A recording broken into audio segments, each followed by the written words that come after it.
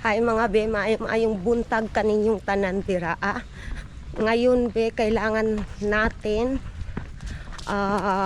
pumunta sa Davao kasi kahit ayaw kong mag-travel, I hope yung husband ko nandito sa akin. Mas maganda yun kasi nandyan yung husband mo sa tabi mo.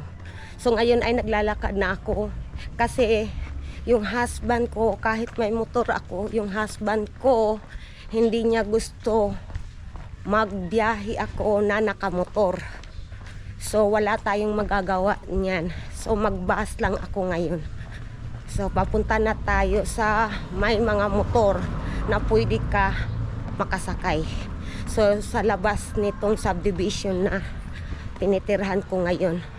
So i-update ko kayo mamaya mga biha. Ayaw kong malate sa appointment.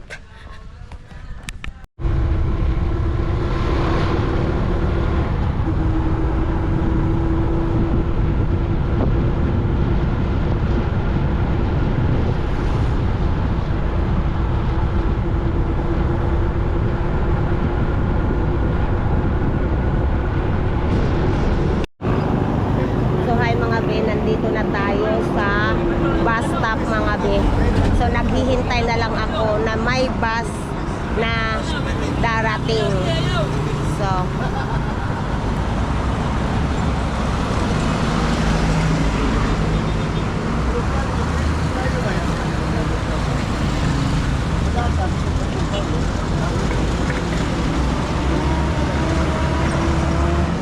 i-update ko kayo mamaya mga be ha.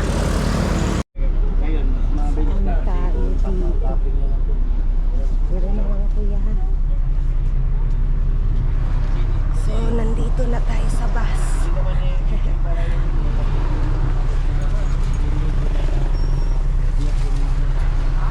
Medyo mainit dito na side pero okay lang. Vitamins yung init, di ba?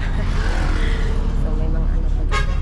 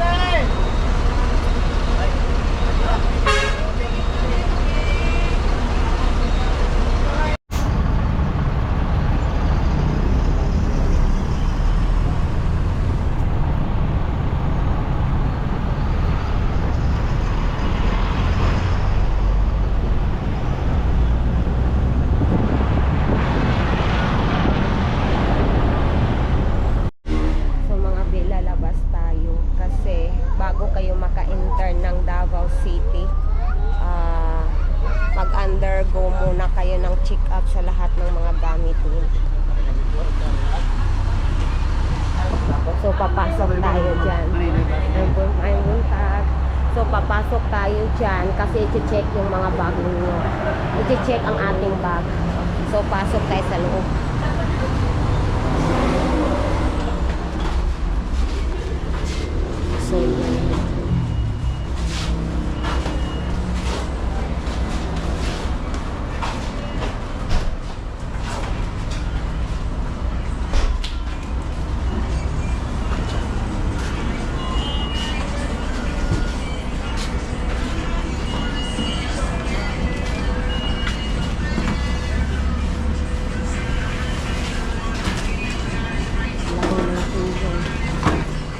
So,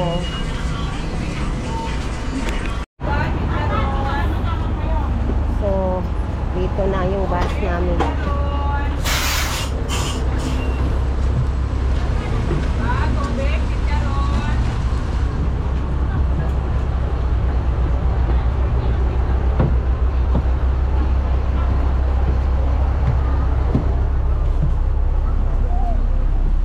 So, akala ko bawal mag-video doon sa loob, hindi pala. So, upo na tayo, be. Dito na tayo.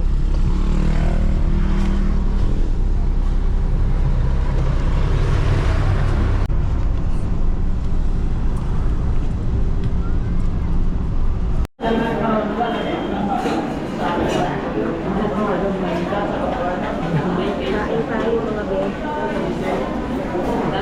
Palabot tayo. Halong-halong.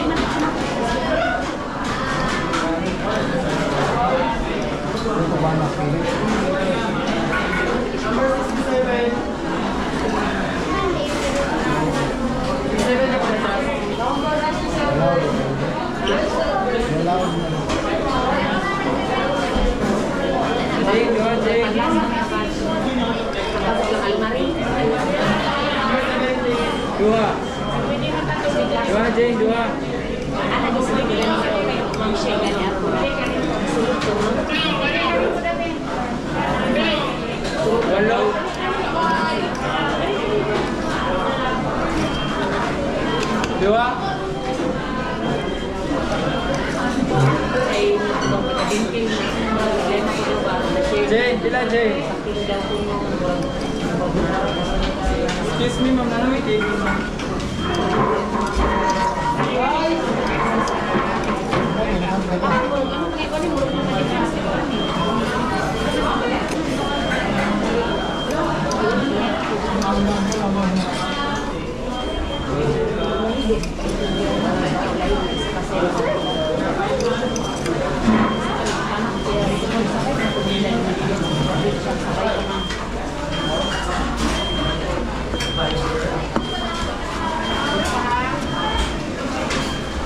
Wala na ito book na. Para isa, dili.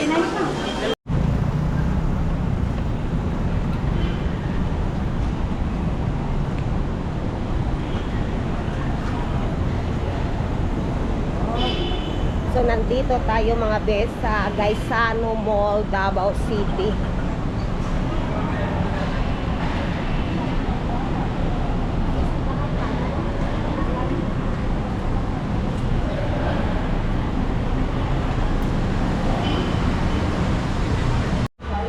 Ay mga be, nandito na tayo sa clinic. Doktor ng anak ko. So, naghihintay na lang ako sa aking number 7 ako eh. So, iyan ko kung ano na, kasi kumakain ako kanina ng lunch. So, iwan ko kung anong number na ngayon. Kanina, bago ako lumabas, number 1 pa yun. So, ngayon iwan ko. So, ang daming patient list, ang daming mga pasyente ng doktor ng anak ko.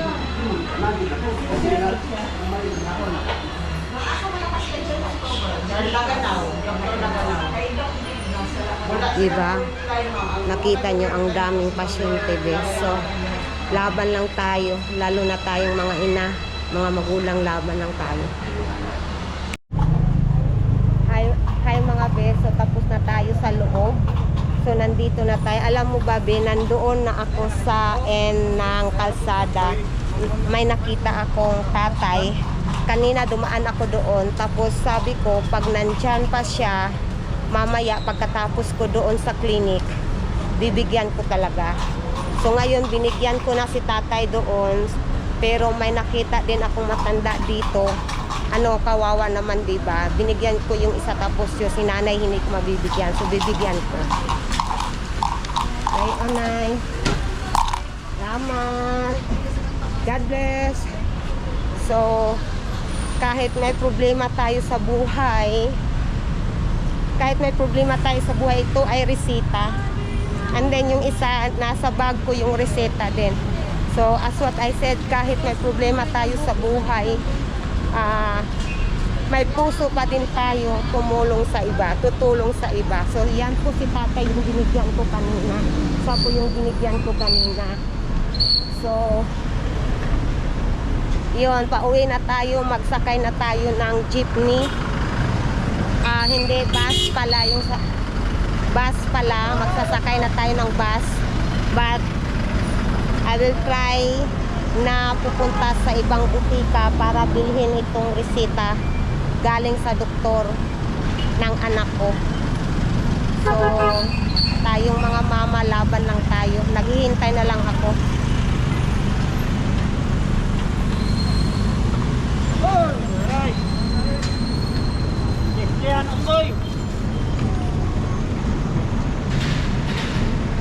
So punta na tayo dyan. So sana may makita tayong butika para makaas tayo kung mayroon ba sila nito. Pag wala, okay lang din, kasi yung doktor ng anak ko pupunta naman sa amin next week. So titingnan natin kung may butika. I think lang butika. Guard, excuse me, guard, naay butika sa sulod? Butika? Oo. Anapod? Okay. So may butika daw sa loob. May butika daw sa loob. So tingnan natin kung mayroon sila nito. Ipapatay ko muna, ha. So nandito na tayo sa loob ng Gaisano Mall, Davao. So ngayon, mag-ano tayo kung saan yung Mercury Drugstore. Mag-ask tayo kung saan yung Mercury Drugstore dito. Miss, ang ano di? Diri ang Mercury Drugstore. So dara, nandito lang pala yung Mercury Drugstore. Oh my God, wow. Yan na, Mercury Drugstore. Ginoo ko. So pasok tayo sa loob, di.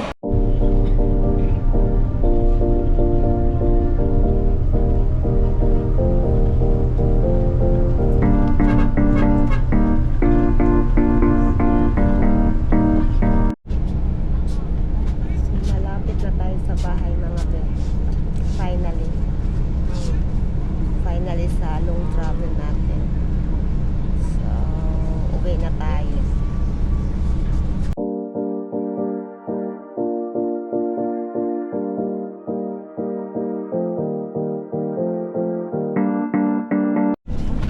Nandito na tayo, bababa na tayo.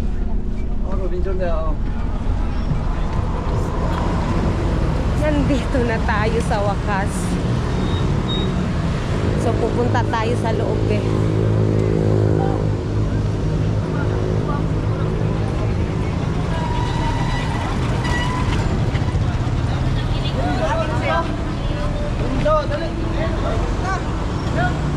Yeah, guys!